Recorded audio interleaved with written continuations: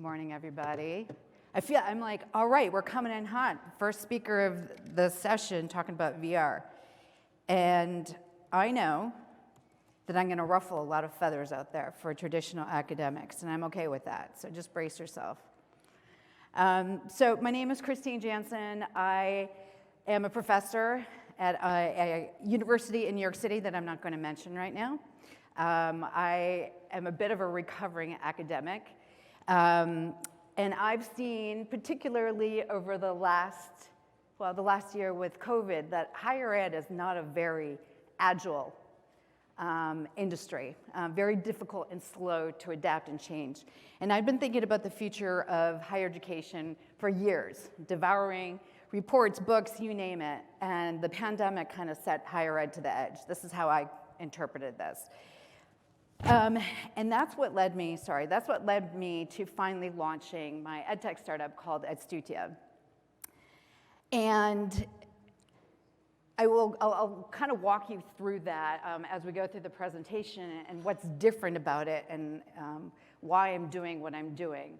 But a big part of it, of course, is virtual reality. A little bit about my background.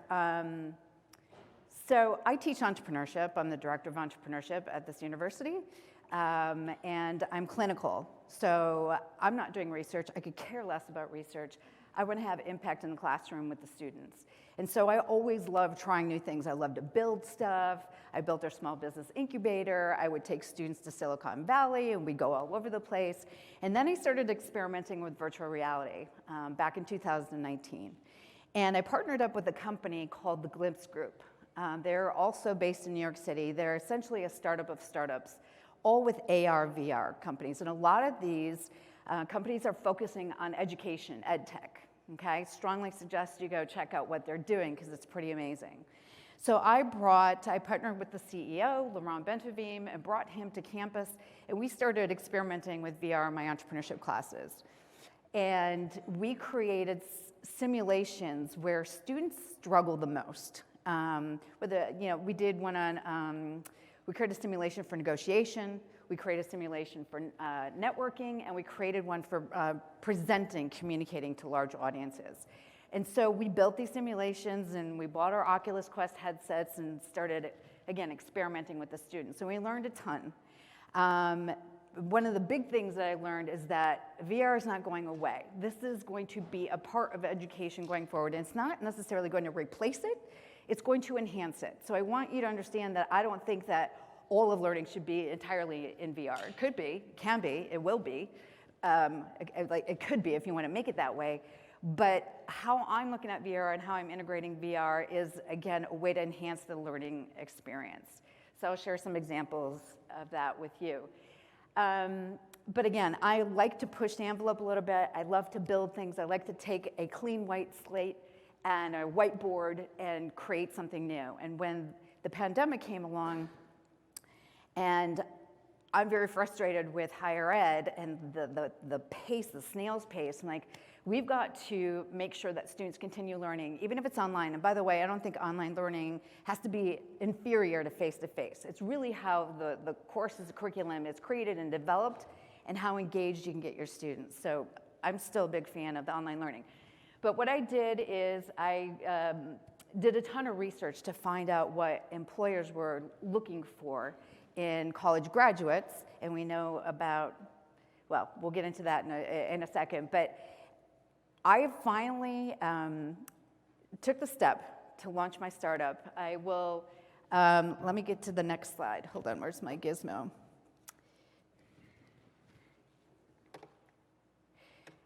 And I'll get to that in my next slide. I started alluding to the skills gap that we have. I'm very perplexed that these kids are spending all this money and time and going through and getting a college degree and spending hundreds of thousands of dollars, and they come out with a piece of paper, yet they don't have the skills that employers are looking for. What's that all about? And then they have to be retrained, all right?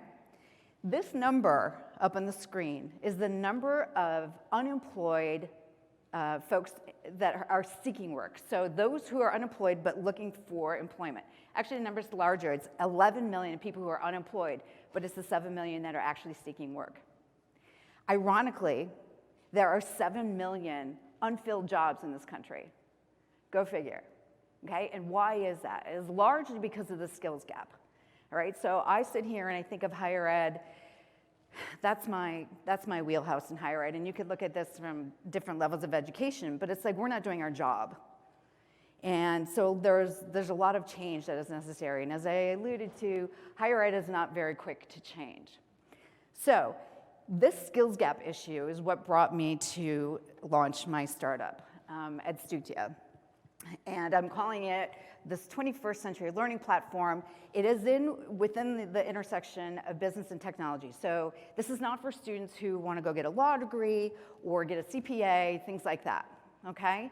It is, I hear this from employers all the time. It's like the engineers don't know anything about the business side, or customer interaction, and the business folks don't understand the lexicon of technology. And so there's a gap there as well. So that's what I'm trying to address.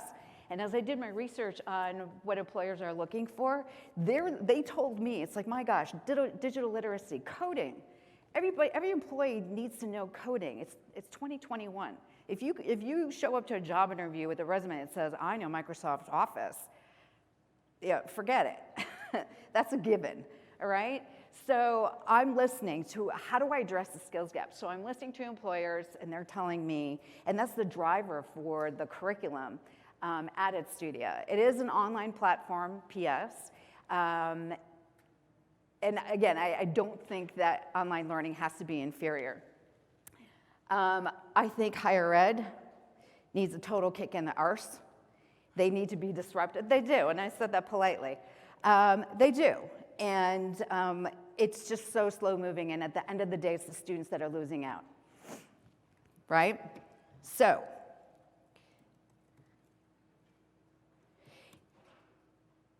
it is an online platform, but part of the classes will be in Zoom, but we're experimenting with a Zoom-like platform that's actually created for education for learners.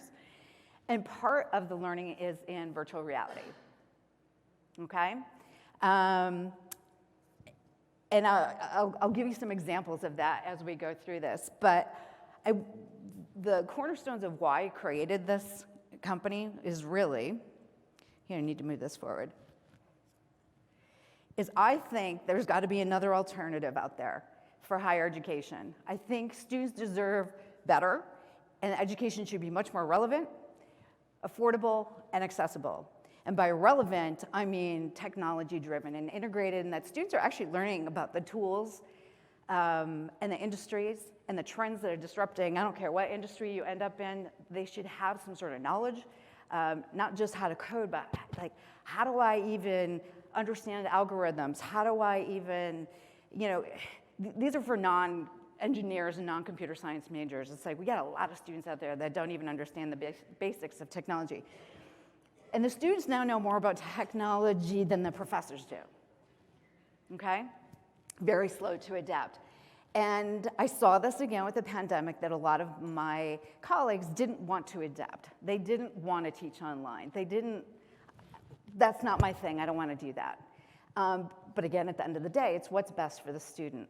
And I just think it's become kind of the tail wagging the dog. So a lot of the curriculum needs to be updated to be relevant for the students and relevant for all these employers out there that are looking for skilled workers, all right? The affordable piece, that's kind of a given.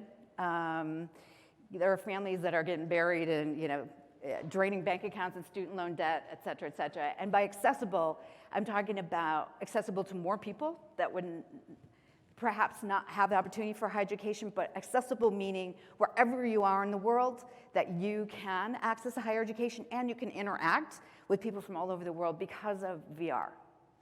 So the one thing I really want to hone in on is the relevant piece. Okay, we all love to talk about experiential learning, and I have to say I walk the walk in my entrepreneurship classes. It's very hands-on. But within the context of Edstutia, everything about it is experiential. The classrooms, the curriculum, is completely hands-on experiential. There are no grades, there's no exams, There are no textbooks. There's no GPAs to fight for, none of that. It is all based on hands-on learning and creating stuff. What can you build? What can you write? What can you develop? And being able to show potential employers, this is what I built. This is what I created. Isn't that much more impactful than having some words on a resume, right? So it's actually learning by doing. And I don't know if I'm in a room full of people who are experts in this space, but our brains were built to learn through experience. So it's like, let's get back to that and giving students a chance to actually learn by doing, okay? This is where the project work in the classrooms, all experiential. We're also integrating an apprenticeship program that gives students, let's bring apprenticeships back and make them cool again. And taking away the pain point that painful process for the employers as well as the students, and having like a direct pipeline there. So that gives them the job experience. But the other part of the experience is, of course, the virtual reality. So when students use VR in the classroom, they're actually able to go into scenarios and simulations and actually be there. How many of you actually use VR? Okay, cool. So there's quite a few. So you guys get it. There is nothing like being able to transport somebody into a different situation. So, for example, I ran a pilot in January, and one of the courses was cross-cultural competence. And I had an instructor in the Netherlands, one was in Germany, and they killed it. They had such a great experience for the students. And for example, they were able to take the students to markets in Marrakesh, in Mumbai, in Barcelona. They took them to a Starbucks in Shanghai, and they got to experience firsthand, through 360 simulation, what's it like to experience these people, this context. And they looked at all the different levels of Hofstede's cultural competencies. So super cool like that, but that is 360, by the way. And there's a difference. There's 360 video that you can go into. You could go to the Serengeti. I don't know if any of you have seen this. It's actually on YouTube. You can be in the middle of this pen with all these big lions coming in, and you're right in the middle of it. They're all, racing around you and eating the deer that are laying on the ground next to you. It's pretty cool. But that's 360. Now, VR is different because it's totally immersive, okay? You are in it, okay? So that's where, obviously, I want to lead this conversation. So there are a lot of different headsets out there and companies that support VR, but we work with Oculus and Quest 2 headsets. That's just when I work with the Glimpse group, these are the simulations that they're creating for us work well with Oculus. And honestly, the Oculus 2 just came out in the fall, and it's $299. Which is not much. And at Edstutia, the students, all they need is a laptop and a headset. There aren't any textbooks or anything like that. So when you think about that expense of the $299 for a headset, not bad, right? Considering how much textbooks cost these days. So, like I mentioned before, we experimented a little bit with simulations like negotiation, presentation, in a big auditorium, doing TED Talks, things like that, where students, this is cool, especially for students who might be on the shy side, might not like to speak in front of people, and it gives them a chance to kind of test things out in a safe space, in a safe environment. So that's one of the things that the VR is really good for. And I'll address some of the things, the other aspects within the world of education that you can use VR for, but of course I'm looking at this space of higher ed.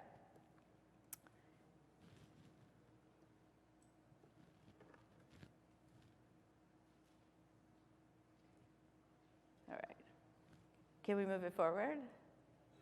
Okay, so I have just a couple of images here when we did the pilot program in January. This just gives you an idea of what it looks like in VR.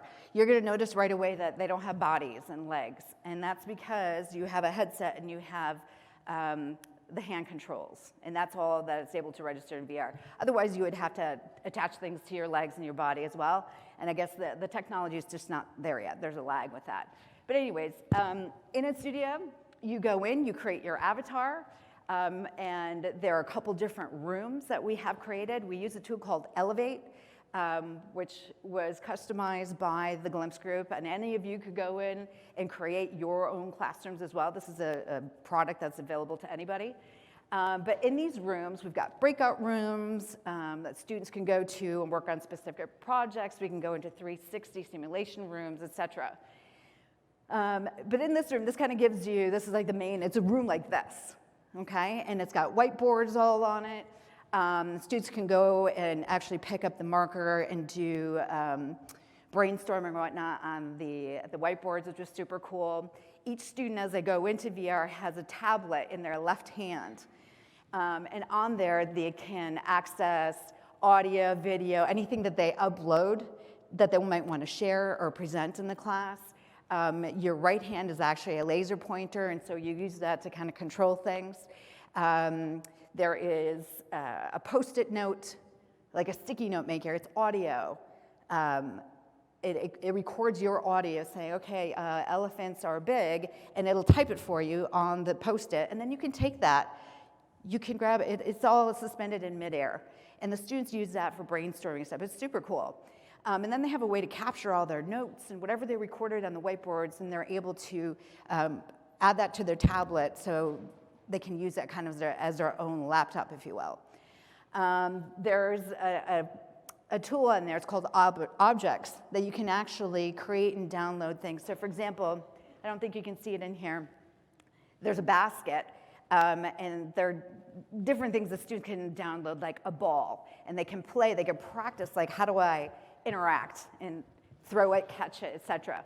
And in my cross-cultural competence class, both instructors were originally from India, and they had these students play this game called Banga. It's a card game. And it was a way for them to get to know each other and understand their own personal experiences with culture. And they did that all in VR, which is really cool because you can. It's almost like a hot potato thing. You can throw, you can catch, you're it, you know?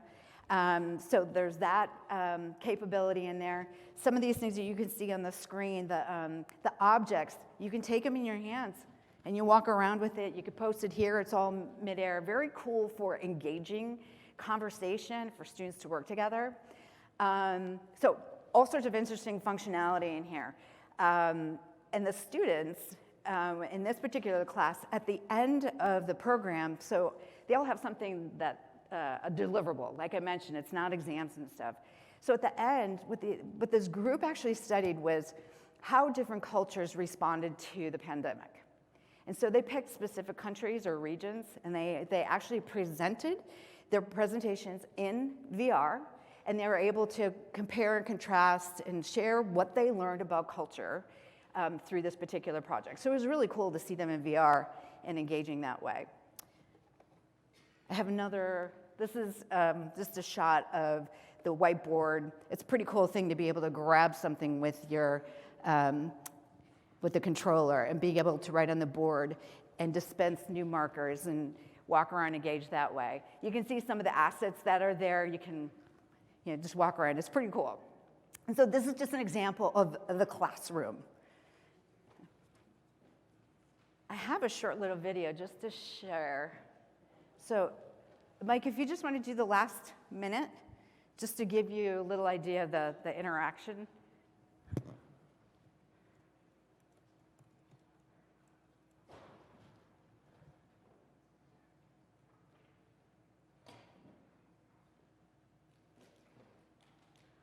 So you can see how the lasers work on the hands and how you can grab things.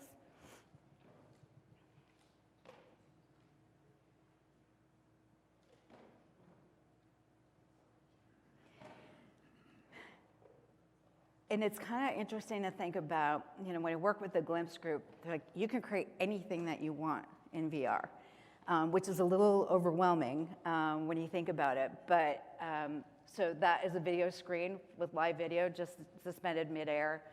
So just imagine, talk about experience, not just in the classroom, but where that classroom can take them. I mentioned before that the cross-cultural competence course, they use 360 video.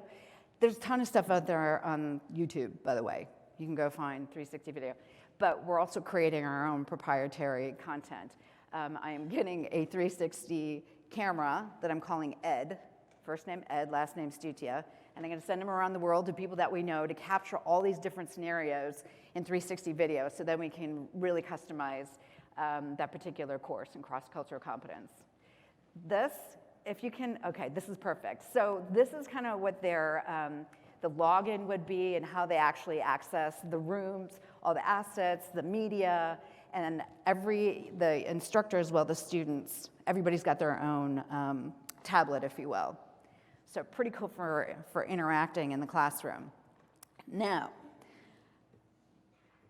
one of the reasons why students go to college, well, you hope they go there to learn, but it's also to socialize and network. So after I ran this pilot, I realized I have to create more than just the classroom.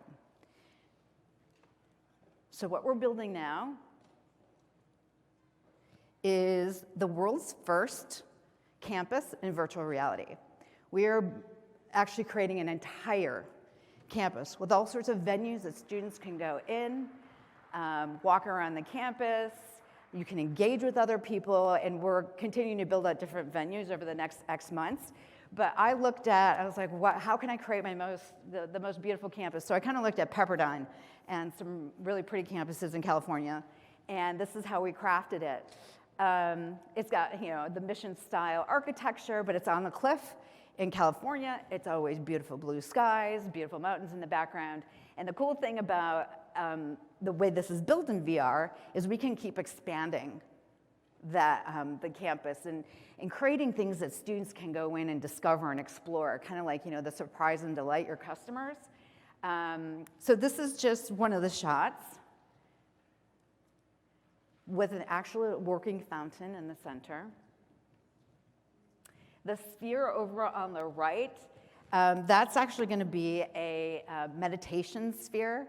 Mindfulness is a really big topic these days, whether we've integrated it in some of the classes where I teach, but it's also a big deal in industry as well. So that is going to be a place where students can go and do meditation exercises, mindfulness, and actually have somebody on deck to start teaching not only mindfulness courses, but teaching other people how do you build these exercises and teach other people about mindfulness. So that's kind of a cool thing. I had to have that. Everybody gets stressed out in school, so we had to add something. So you can see it's almost Disney-like, and you can actually go behind on these back streets. We've got street lights and beautiful foliage and palm trees and stuff, clock tower, whatever. This, on the lower right, is our outdoor auditorium. So it's out facing over the cliff, but yeah, again, all open air. And we're gonna do our own series. I like this. Not TED Talks, we're doing Ed Talks. Huh? Yeah, you like that? And actually giving students the opportunity to go there, create their own, work on public speaking skills, again, in a safe, supportive environment, but they can create, and then we can create all sorts of content with this as well, but they can go in the auditorium and invite people to come and watch them speak. That's pretty cool. We can have bands, we can do all sorts of stuff in VR, but that's one of the venues as well. Let's see, what do I have for the next shot? This is actually from the deck of a venue called the Exploratory. Well, this is what I'm calling it. It is, I don't know if any of you have ever been in venues in Facebook. It's very cool. It's all about discovery, but there's different rooms that you can go into that we can change the content behind the rooms all the time, whether it's 360 video, proprietary video, simulations, whatever. We can send students to these rooms and say, all right, go learn, go discover, how do we link this back to what they're learning in their classes, and constantly change that. So there's a reason to go back there and explore new things, and there's gonna be all sorts of discovery. We've got a big staircase that you can overlook into the main area, but very futuristic. It's the most futuristic building that I have on the campus. But that is meant, again, students learn so much by their own self-discovery, rather than just being told what to think, what to believe, what's right or what's wrong. Let them go discover themselves. So that's what the exploratory is all about. I have a video clip that kind of walks you through the campus. So 1 minute, just to give you a feel. There we go.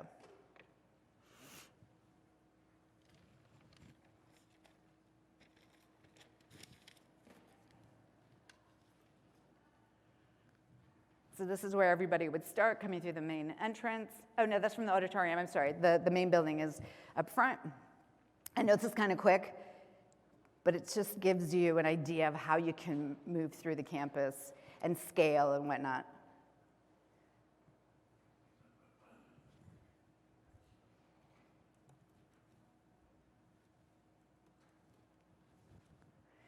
And the way that we're building this is that every couple of months I'll be adding a new venue. So you always create that excitement with the students, and there's a reason to go to campus and meet people, go network. We're building a cafe that students ultimately will be able to go and actually order something from a barista and go take their drink order, go sit down, meet with somebody, network and whatnot. And also, I love that view. Also, integrating gamification into VR, where students have a way of earning some sort of currency or token that they can then spend at the cafe. We're also going to have a campus store where they can go buy Edstutia branded things. So that just encourages more engagement and the interaction as we build out the VR capabilities. So that's pretty cool. So I'm super excited about that because I know that's one of the big reasons why students do want to go to college, and we can't overlook that. So the last thing I wanted to put up here, we got to go back one. I lied. One more. No. If you can go forward to the green slide. There we go. Okay.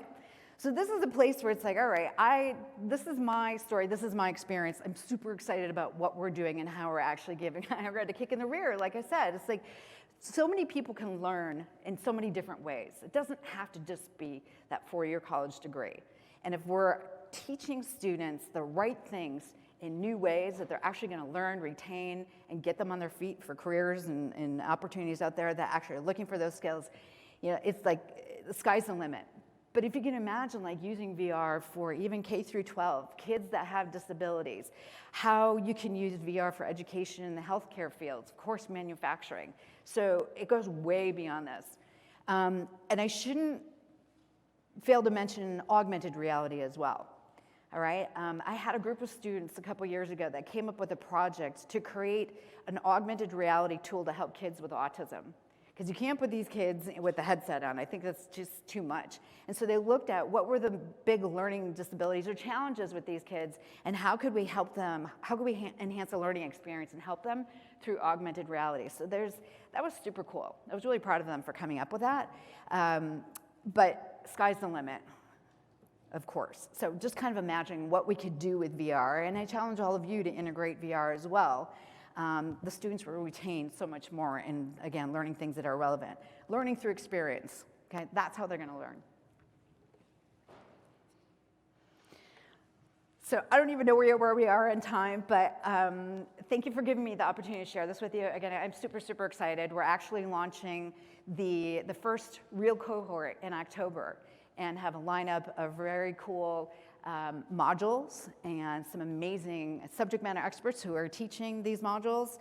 And another cool thing about when students actually go through the program, we have a digital portfolio for them to actually collect, gather, and share everything that they've created. So it's no longer just this piece of paper, oh, here's a resume or whatever. It's like sharing that with employers, like, this is what I can do, this is what I've built, this is what I created.